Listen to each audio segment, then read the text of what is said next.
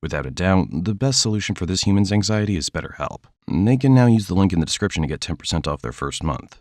Let them go work on their mental health, while you go work on not getting eaten. Different problems, different solutions. By the time you hit 6 months old, you start getting a little aggressive toward other cats. It's not personal, it's just instinct, since your kind prefers the solo life. So you pack up your tiny paws, leave your birthplace like a rebellious teenager, and go claim a new spot that suits your refined taste. You don't stray too far from mom's turf. You're still young and, let's be honest, not exactly a streetwise warrior yet. So the best move? Claim a small nearby spot you can actually defend without embarrassing yourself. You mark your territory with urine that smells like buttered popcorn. Even predators think they're at the movies. You patrol your borders with all the seriousness of a tiny furry security guard. You chase off any other cat who even thinks about stopping by.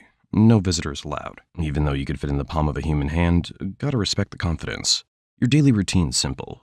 Sleep all day in places nobody would think to look, then emerge at dusk to practice being terrifying at a miniature scale.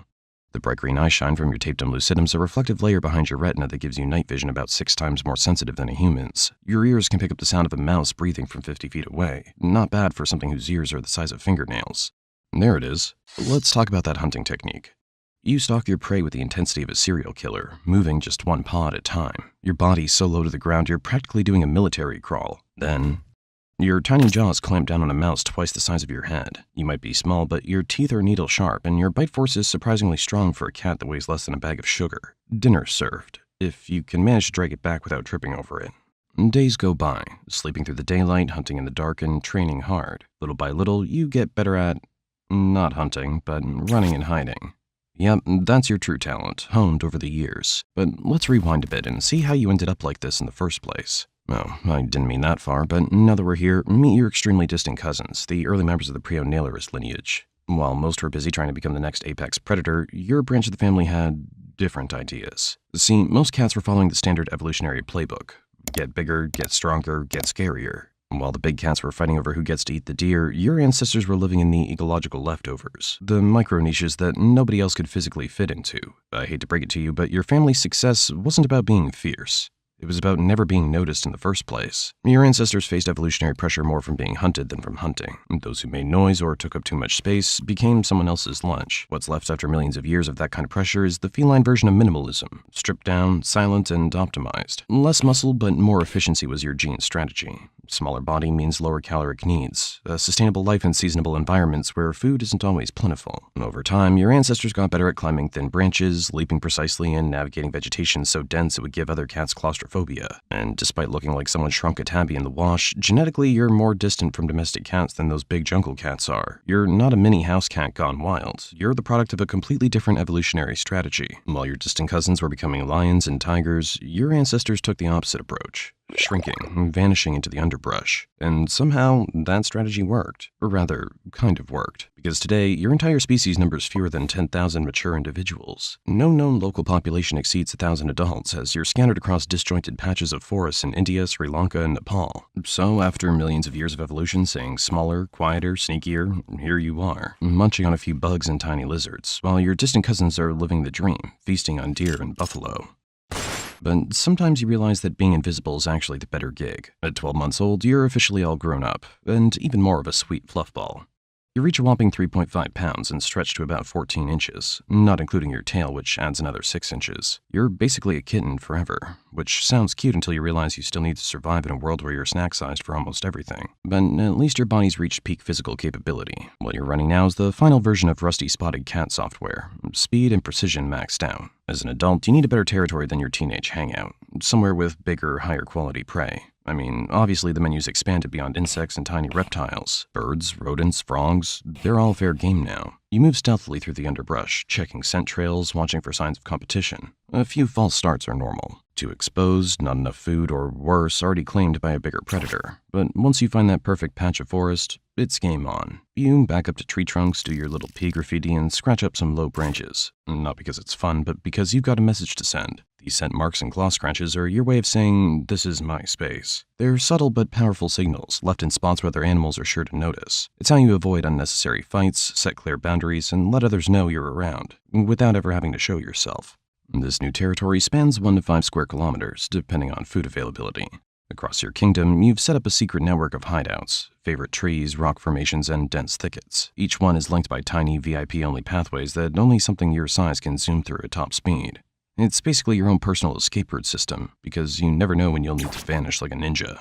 Those oversized eyes and satellite dish ears detect movements other predators miss completely. Your whiskers map three-dimensional space with millimeter precision, a built-in radar system that works in absolute darkness. Oh, you found something. It looks delicious. It never detects your approach. The attack happens so quickly the rat's brain hasn't even registered danger before your teeth find their mark. Oh, weighs almost as much as you do.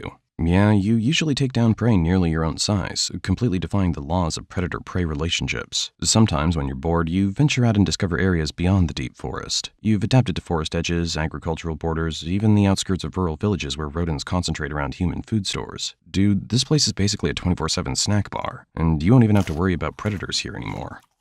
Oh, and there's something worse than predators. Those farmers have no idea you're out here protecting their grain. While they set traps and put out poison, you silently eliminate more rodents than their efforts ever could. You're the pest control service that never sends an invoice. Your existence maintains ecological balance. Without you and your kind, rodent populations would explode unchecked, destroying vegetation and spreading disease throughout your forest home. During monsoon season, you shift operations to higher ground. While other predators struggle with flooded hunting grounds, you've already relocated to drier territory where prey is more concentrated. Oh, and by the way, your menu gets an upgrade this season, and flying termites become your new favorite dish.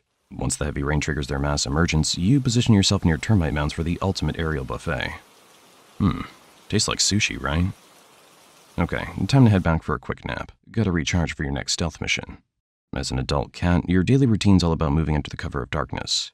You're primarily nocturnal with bursts of activity at dusk and dawn, those perfect hours when prey stirs but can't match your low-light vision.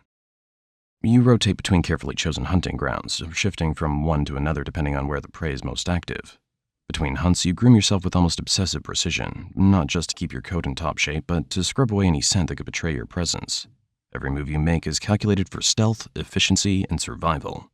After a short while, you start to feel something weird, like something inside you got switched on.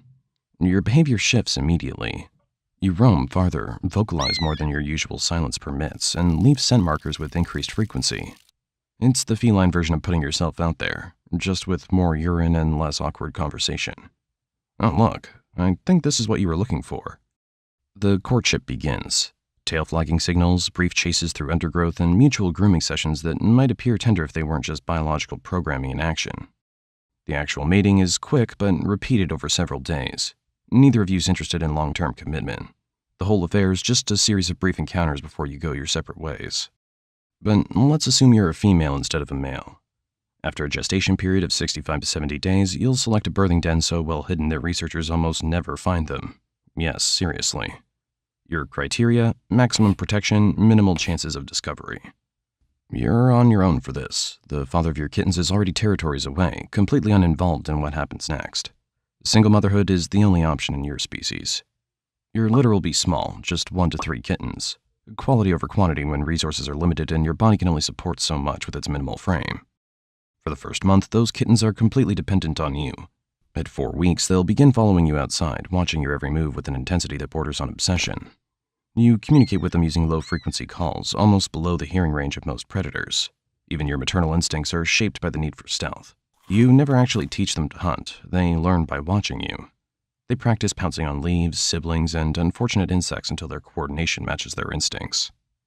Eventually, they'll leave. No ceremony, no fanfare. One day, they simply don't return to your den, having slipped away to establish their own territories.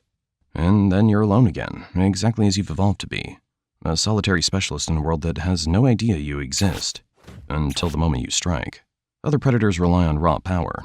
You've developed something better. The ability to completely flatten your body, sliding under debris or between rocks while stalking prey. The ultimate cheat code to spaces other hunters can't access.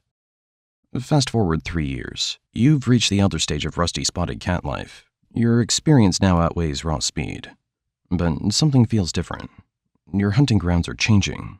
Strange scents fill the air, acrid and unnatural, and the ground trembles with mechanical rhythms. It began with distant roars that scattered birds and made prey vanish. Then humans arrived with devices that felled trees, sending thunderous crashes through your territory. Each day, they pushed deeper into your world. Initially, you adjusted, shifting routes, avoiding destruction zones, and finding new hideouts. You've always been adaptable. But changes accelerate. The dense undergrowth that provided perfect hunting cover is gone. Your network of pathways leads nowhere, just bare earth and stumps where forest once stood. Territory boundaries end at freshly churned soil. The food web unravels. Rodents flee, birds relocate, and even insects grow scarce. You expand into unfamiliar areas, but competition's fierce as other creatures seek refuge from the same destruction. You're forced into marginal habitats, too exposed and too dangerous.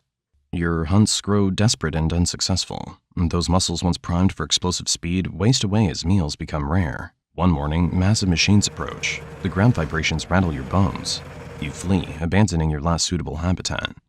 You find yourself in alien terrain, in fields where forests stood, with only thin vegetation strips between vast open spaces. Night brings new dangers, blinding lights racing along hard black rivers. Well, this world just keeps getting weirder. Your evolutionary advantages are useless in this exposed landscape. You bolt across one of those black river... Oh, that's not a river. Wait, something's coming closer.